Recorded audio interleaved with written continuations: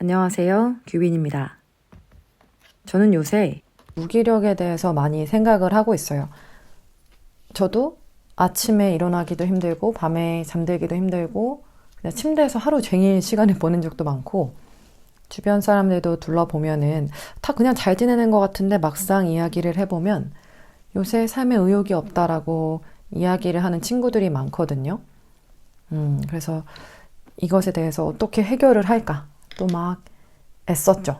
열심히 명상도 하고 책도 읽고 아침에 억지로 일어나서 운동도 나가고 그거를 해결하려고 많이 애썼습니다. 한마디로 저항을 한 거죠, 상황에. 무기력이 왜 일어나는가 봤을 때 저는 세 가지 정도로 정리를 할 수 있겠더라고요. 첫 번째는 너무 잘하고 싶어서 그렇습니다. 예를 들면 유튜브만 해도 제가 2017년부터 사람들한테 유튜브 해야 된다 이렇게 말을 하고 다녔었거든요. 근데 2022년이 다 가고 있네요. 이제 한번 저도 다시 해보려고 노력을 하고 있는데 제가 시작을 못하고 계속 해야 할 일은 많고 계속 미루고 이걸 반복하다 보니까 나란 인간은 그런 인간인구나 하면서 막 좀 실망하게 되죠. 그리고 하기가 싫어지고 계속 미루게 됩니다. 근데 그게 왜 그런가 보니까 제가 욕심이 많아서 그렇더라고요. 너무 잘하고 싶고 완벽해야 된다 라는 욕심 때문에 무기력이 찾아오기도 합니다. 또 이런 경우도 있죠.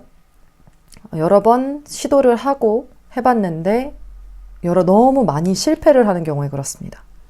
예를 들어 보면 주변에 이제 연애를 포기한 친구들이 하나둘 생겨나기 시작했어요.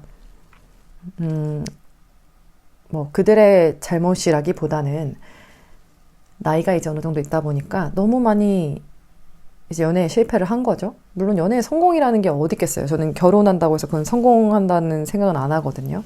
근데 그럼에도 내가 노력했는데 관계가 쉽지 않네 라는 실패 그리고 좌절을 너무 자주 맛보면 그냥 이제 질려버리는 거죠. 한마디로 지치는 겁니다. 지침에서 오는 무기력이 두 번째인 것 같고 그다음에 이제 세 번째가 원하는 대로 따라주지 않는 현실이나 내가 원하는 대로 따라주지 않는 사람들 때문일 확률이 높습니다. 그러니까 나를 지지해주고 좀 도와주는 우리가 귀인이라고 하잖아요. 그런 사람들이 한 명만 있어도 사실 내가 하는 일을 밀고 나갈 힘이 생기거든요. 내가 이렇게 하겠다는데 너 할 수 있어. 잘할 수 있어. 해보자. 내가 도와줄게. 이런 사람이 있으면 마치 이제 순풍에 돛단 배처럼 얼마나 신나요. 근데 내가 뭐 좀 하려고 하면 나 이것 때문에 힘든데 나부터 좀 도와주라 라고 하는 사람들이나 아니면 뭐 가족 문제가 생긴다든지 연인 간의 문제가 생긴다든지 친구들과의 어떤 관계에서 문제가 생기면 내가 이제 밀고 나가고자 하는 일이 잘 진행이 안 될 수도 있습니다. 그래서 저는 이 세 가지 경우를 사실 다 겪어가지고 오랫동안 무기력했어요. 그럼에도 이제 욕심을 부리고 잘 해보자 하고 살아왔었는데 최근에 진짜로 저에게 크게 와닿은 내용이 있어서 좀 공유를 하려고 합니다. 랜디 포시, 그 마지막 강의라는 강의로 유명하신 랜디 포시 교수님의 이야기예요. 그분이 강의의 첫 시작에서 이렇게 이야기를 하세요.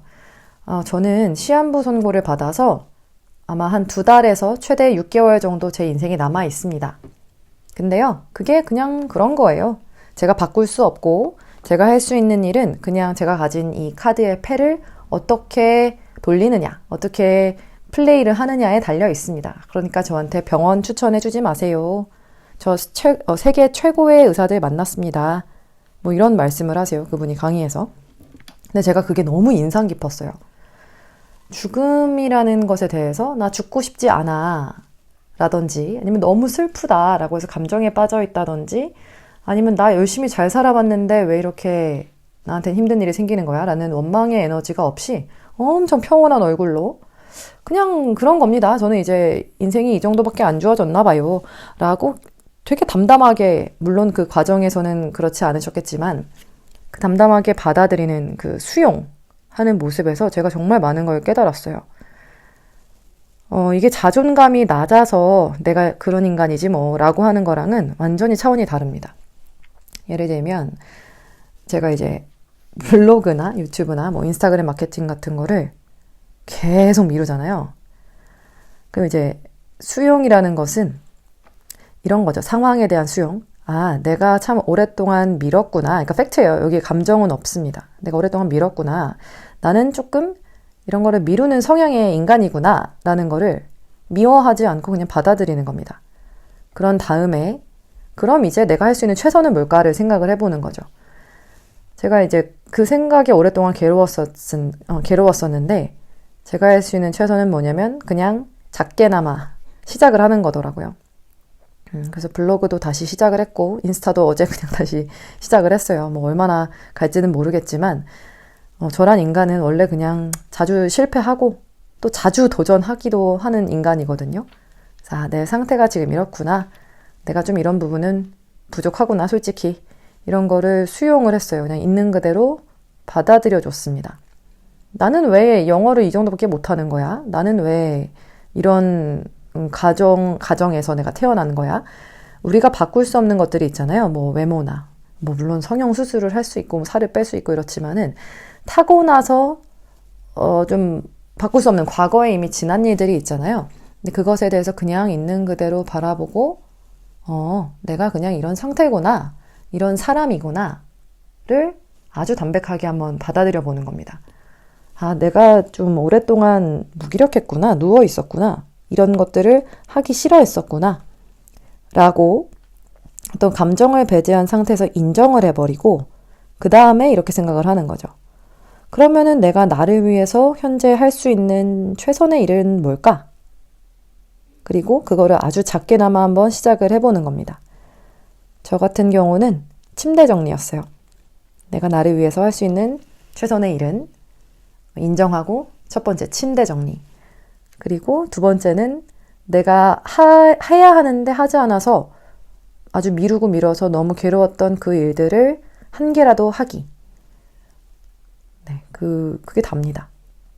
수용을 하니까는 그래도 마음이 좀 편해지더라고요. 아, 내가 좀 욕심이 많은 인간이구나. 이것도 저는 수용을 했고요.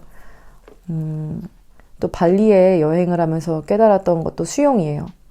아, 내가 생각보다 이기적인 인간이구나. 나는 생각보다 자기희생적인 인간이 아니구나. 그게 나빠? 그럼 뭐 어때? 이렇게 생각을 하니까 마음이 너무 편해졌어요. 각자가 다 자기가 살아가야만 한다라는 모습이 있을 거예요. 내가 나니까 이렇게 해야지. 나는 착한 딸이어야지. 나는 좋은 사람이어야지. 라는 이미지가 있을 수 있는데 안 그래도 됩니다. 그러다고 큰일이 안 나더라고요. 네, 그래서 여러분들도 오늘 한번 내가 싫어하는 모습이 있잖아요. 나에 대해서. 그걸 한번 직면을 해보세요. 왜냐면 그런 모습이 있다고 해도 괜찮거든요. 그것도 나더라고요. 큰일 안 생깁니다. 그래서 그냥 나는 이런 인간이구나. 지금 상태가 이렇구나. 지금 내가 맞닥뜨린 상황이 이렇구나. 라고 생각을 하고 거기에 혹시나 힘이 생기시면은 내가 할 수 있는 진짜 작은 나를 위한 최선은 뭘까를 한번 고민하시고 해보셨으면 좋겠어요. 네, 그래서 여러분들도 그리고 부디 저도 다시 무기력에 가지 않고 이제는 좀 차근차근 쌓아 올려서 제가 하고자 했던 제 컨텐츠, 제 생각에 대한 기록들을 좀 남기고 싶다라는 생각을 해봅니다. 힘내지 마세요. 감사합니다.